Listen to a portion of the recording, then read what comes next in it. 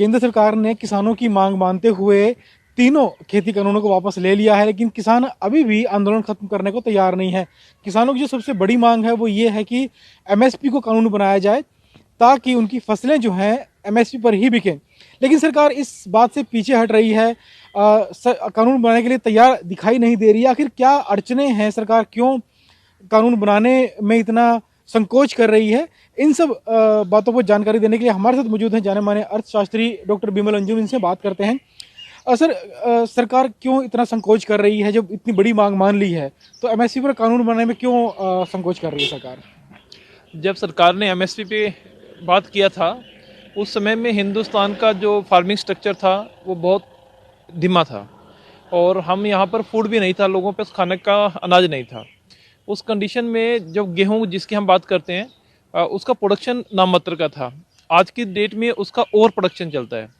जो एमएसपी पे दो क्रॉप्स गवर्नमेंट ऑफ इंडिया ने खरीदा था वो बेसिकली वीट और पैडी था, परंतु हालांकि लगभग 22-23 ऐसे प्रोडक्ट हैं जिनको गवर्नमेंट एमएसपी फिक्स करती है।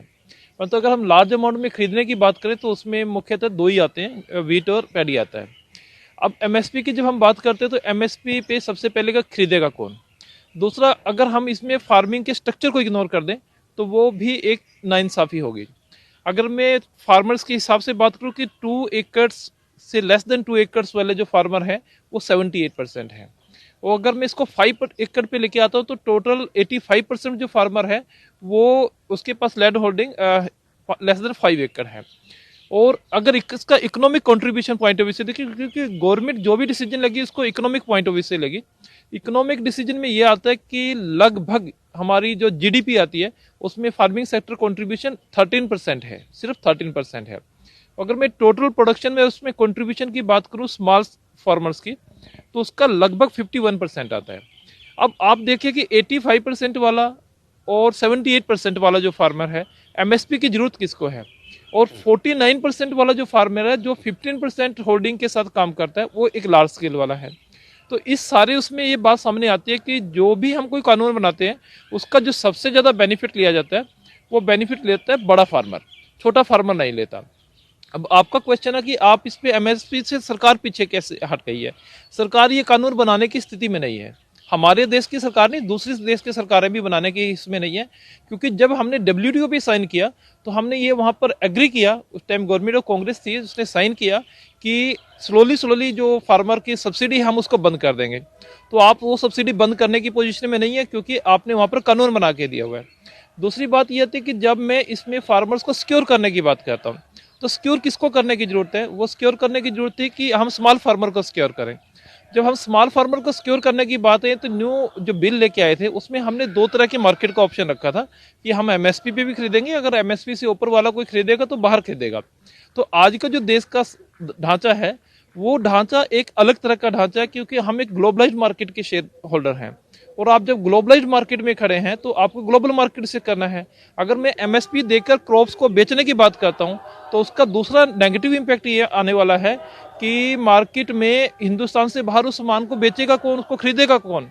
तो यहाँ पर बड़ी समस्या है कि सरकार के पास ना स्टोरेज है, हमारे पास अभी वीट और उसका पैडी के लिए ओवर प्रोडक्शन है, उसका स्टोरेज नहीं है, दूसरे को स्टोर कौन करेगा। ग्लोबलाइज्ड मार्केट में स्टैंड करना है तो उसके लिए आपको तैयार रहना पड़ेगा, और स्लोली अगर आपने उसके लॉन्ग टर्म बेनिफिट्स लेने तो आप एमएसपी जैसा कानून लेके नहीं आ सकते।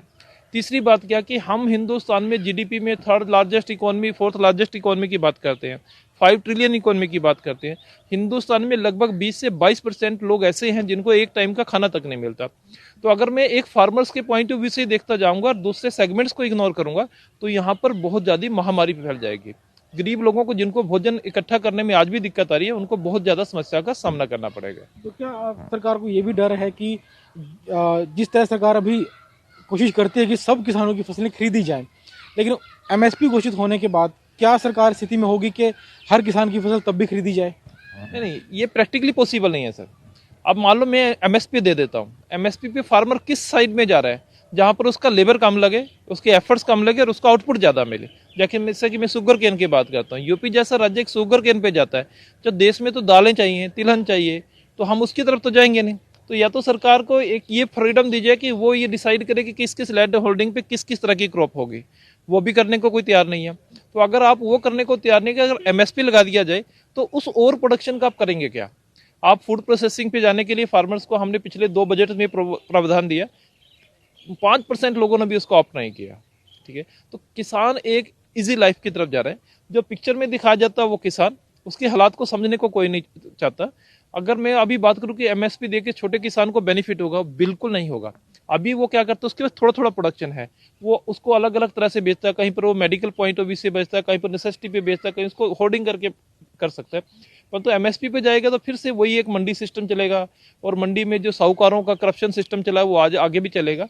तो मुझे इस पे डाउट है कि सरकार को इस तरह से नहीं करना जो चाहिए। किसान अब बाहर बेचने की बात करते हैं, बाजार से बाहर उनको बेचना है, अगर एमएसपी तय हो जाती है और धीरे धीरे वो आगे बढ़ती है, तो कंपनी जो है बाहर जो खरीदती हैं वो किस हद तक फसल खरीद पाएंगी एमएसपी से ज्यादा, एमएसपी के रेट पर? देखो, अभी हमने जो बजट ये बिल आए थे उसमें हमने ये प्रावधान किया था, अब वो प्रावधान भी वापस आ गया। होना ऐसे ही चाहिए। आप एक मिनिमम सपोर्ट प्राइस एक जनरल उसमें रखिए। अगर उसमें सरकार आप प्रोडक्शन नहीं बेच सकते, सरकार उसको उस पर लेगी। परंतु हम यहाँ कहते हैं कि वो हर साल इंक्रीज होना चाहिए। अब वो एसिलेटर कौन सा है जिसमें इकोनॉमी हर साल इतना इंक्रीज होगी? हो ही नहीं सकता, क्योंकि हमारा देश एक गरीब देश है। अभी हम बोलते जरूर है कि 5 ट्रिलियन इकोनॉमी है, वो है, गरीब देश है, गरीबों को सोचना पड़ेगा। और अगर हम सिर्फ और सिर्फ फार्मिंग के जाएंगे, और वो भी सिर्फ 15% फार्मर्स पे जाएंगे जिनके पास 49% होल्डिंग है, तो वो इनजस्टिस होगा। और अभी हो सकता है आने वाले टाइम में सरकार ऐसा कर सके, और तो मुझे नहीं लगता कि आने वाले 10 साल में कोई भी हिंदुस्तान में सरकार आए वो एमएसपी दे पाएगी। लेकिन सर आखिरी सवाल है कि सवाल यही उठता है कि गारंटी कौन देगा किसानों को एमएसपी की, क्योंकि किसान जो है वो चाहते हैं कि उन्हें एमएसपी मिले, उसके साथ कोई छेड़खानी ना हो। नहीं, एमएसपी पे गारंटी की बात करते हैं। देखो, प्रायोरिटी होती है।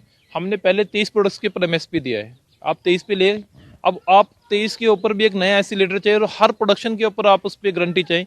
कोई भी सरकार देने की पोजीशन में नहीं है। या तो किसान ये गारंटी दे कि हाँ, मैं अपना जो स्ट्रक्चर है, उस सिस्टम है, उसको चेंज करने को तैयार हूँ। ना तो हम अपना क्रॉप सिस्टम चेंज करने को तैयार हैं। हमको खाद भी सब्सिडी पे चाहिए, हमको फर्टिलाइजर भी सब्सिडी पे चाहिए, हर चीज सब्सिडी पे चाहिए, और उधर से एमएसपी चाहिए। और एमएसपी में भी एक कानून बना दे कि इतने % उसमें इंक्रीज करेंगे, तो आप एक ग्लोबल मार्केट में कहीं भी किसी भी स्थिति में स्टैंड नहीं करते।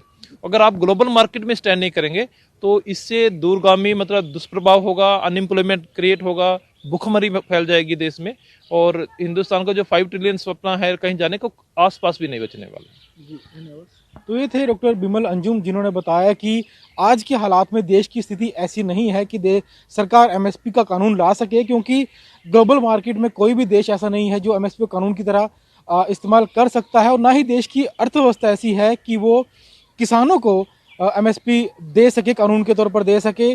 साफ तौर पर यही कहना है कि अगर सिर्फ फार्मिंग को, सिर्फ खेती को टारगेट किया गया, उसी बारे में सोचा गया, तो बाकी जो क्षेत्र हैं उनमें देश बुरी तरह से पिछड़ जाएगा। ईटीवी भारत के लिए चंडीगढ़ से विजय राणा।